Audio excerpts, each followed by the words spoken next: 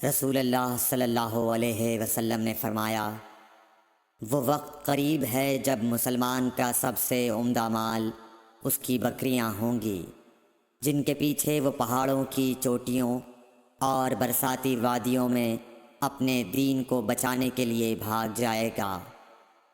صحیح بخاری حدیث نمبر 19۔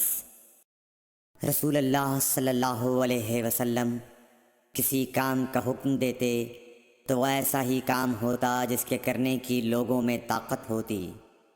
اس پر صحابہ کرام نے عرض کیا کہ یا رسول اللہ، ہم لوگ تو آپ جیسے نہیں ہیں، آپ تو معصوم ہیں اور آپ کی اللہ پاک نے اگلی پچھلی سب لغزشیں معاف فرما دی ہیں، اس لیے ہمیں اپنے سے کچھ زیادہ عبادت کرنے کا حکم فرمائیے۔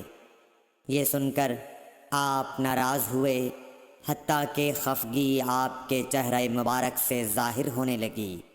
پھر فرمایا کہ بے شک میں تم سب سے زیادہ اللہ سے ڈرتا ہوں اور تم سب سے زیادہ اسے جانتا ہوں، پس تم مجھ سے بڑھ کر عبادت نہیں کر سکتے۔ صحیح بخاری حدیث نمبر 20۔ حضور اکرم صلی اللہ علیہ وآلہ وسلم نے ارشاد فرمایا، جس شخص میں یہ 3 باتیں ہوں گی وہ ایمان کا مزہ پالے گا۔ ایک یہ کہ وہ شخص جسے اللہ اور اس کا رسول ان کے ماں سوا سے زیادہ عزیز ہوں، اور دوسرے یہ کہ جو کسی بندے سے محض اللہ ہی کے لیے محبت کرے، اور تیسری بات یہ کہ جسے اللہ نے کفر سے نجات دی ہو، پھر دوبارہ کفر اختیار کرنے کو وہ ایسا برا سمجھے جیسا آگ میں گر جانے کو برا جانتا ہے۔ صحیح بخاری حدیث نمبر 21۔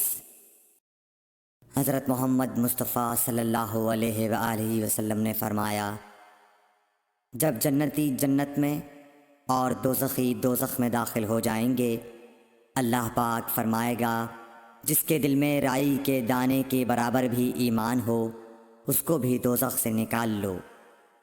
تب ایسے لوگ دوزخ سے نکال لیے جائیں گے اور وہ جل کر کوئلے کی طرح سیاہ ہو چکے ہوں گے، پھر زندگی کی نہر میں یا بارش کے پانی میں ڈالے جائیں گے۔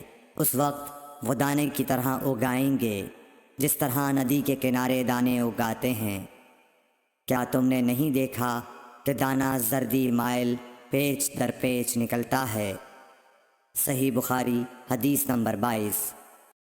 حضور اکرم صلی اللہ علیہ وآلہ وسلم نے فرمایا، میں ایک وقت سو رہا تھا، میں نے خواب میں دیکھا کہ لوگ میرے سامنے پیش کیے جا رہے ہیں اور وہ کرتے پہنے ہوئے ہیں، کسی کا کرتا سینے تک ہے اور کسی کا اس سے نیچا ہے۔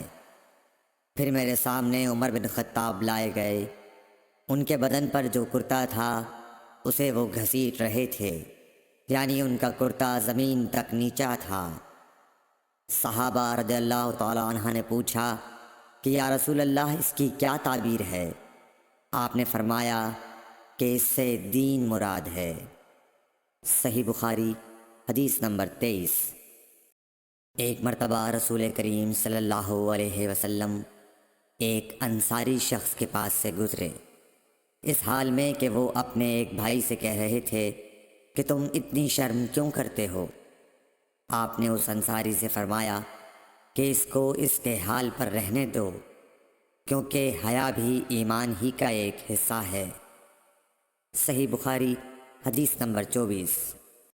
رسول اللہ صلی اللہ علیہ وسلم نے فرمایا، مجھے اللہ کی طرف سے حکم دیا گیا ہے کہ لوگوں سے جنگ کروں، اس وقت تک کہ وہ اس بات کا اقرار کر لیں کہ اللہ کے سوا کوئی معبود نہیں ہے، اور یہ کہ محمد صلی اللہ علیہ وسلم اللہ کے سچے رسول ہیں، اور نماز ادا کرنے لگیں اور زکوٰۃ دیں۔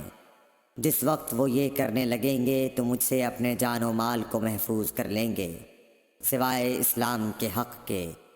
رہا ان کے دل کا حال تو ان کا حساب اللہ کے ذمے ہے۔ صحیح بخاری حدیث نمبر 25۔